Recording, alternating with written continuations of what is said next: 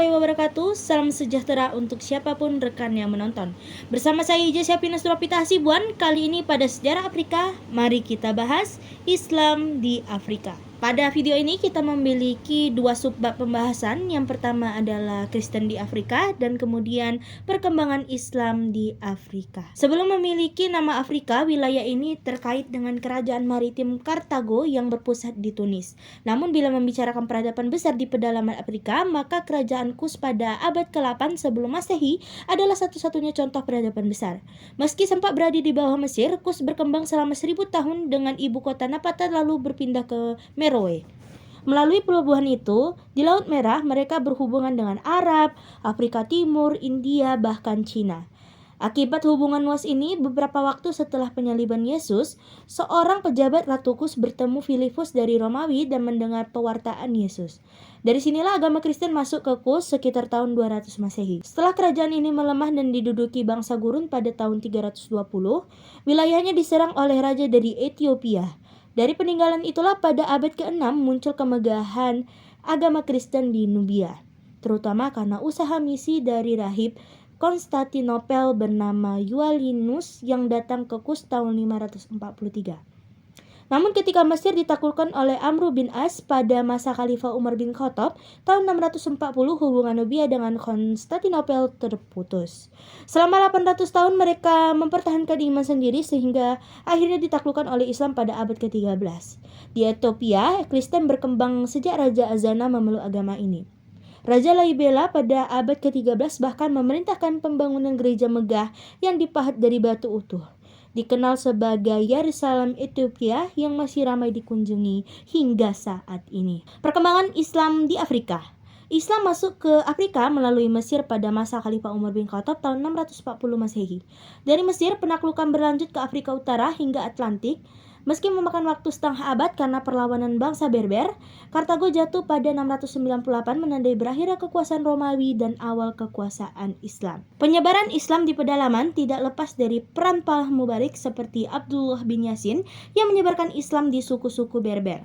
Islam kemudian berkembang di wilayah sekitar sungai Senegal dan Niger, menjangkau kerajaan Ghana dan Songhai yang menjadi kerajaan bercorak Islam nantinya. Di Ethiopia, Islam pertama kali datang melalui pengungsi dari Arab yang menetap di sekitar Laut Merah. Lalu, ada perkembangan Islam di berbagai daerah di Afrika. Yang pertama, Islam di Mesir dan Afrika Utara.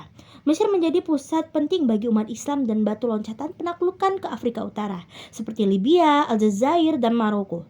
Pada abad ke-9, perdagangan lintas Sahara telah memperkuat hubungan antar wilayah Muslim. Uang dinar dari masa Islam ditemukan di berbagai daerah mulai dari Zanzibar hingga Rusia, menandakan luasnya pengaruh perdagangan Islam masa itu. Lalu pada masa kolonial Prancis dan Italia, Islam ditekan habis-habisan. Namun negara di Afrika Utara tetap mempertahankan bahasa dan budaya Islam. Kehadiran Islam di kawasan ini membawa kemajuan besar dalam pemerintahan seperti sistem administrasi dinasti Fatimiyah yang memiliki struktur kementerian di bidang militer, hukum, pendidikan, ekonomi, dan juga agama. Lalu ada Islam di Afrika Barat. Islam di Afrika Barat memiliki hubungan erat dengan Afrika Utara. Orang Arab dan Berber memperkenalkan Islam melalui perdagangan melintasi Sahara. Seiring berkembangnya perdagangan, bahasa dan tulisan Arab mulai digunakan di masyarakat setempat. Sekitar abad ke-15 hingga 16, banyak kerajaan di Afrika Barat seperti Mali dan Songhai telah menjadi pusat Islam.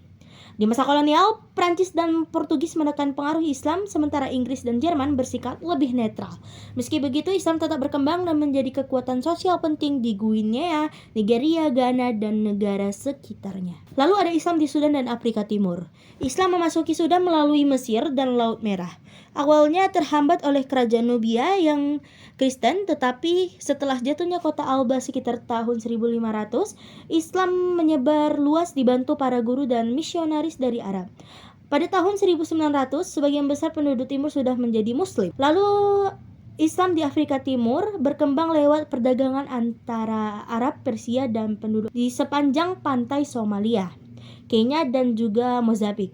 Pengungsi Muslim dari Makkah juga berperan besar dalam penyebaran awalnya. Meski kolonial Inggris dan Jerman sempat memperlambatnya, Islam tetap menjadi budaya utama di kawasan ini. Lalu ada Islam di Afrika Selatan. Menurut sejarawan, Islam pertama kali masuk ke Afrika Selatan sekitar tahun 1658 melalui kaum Mayoraker dari Kepulauan Maluku yang dibawa VOC.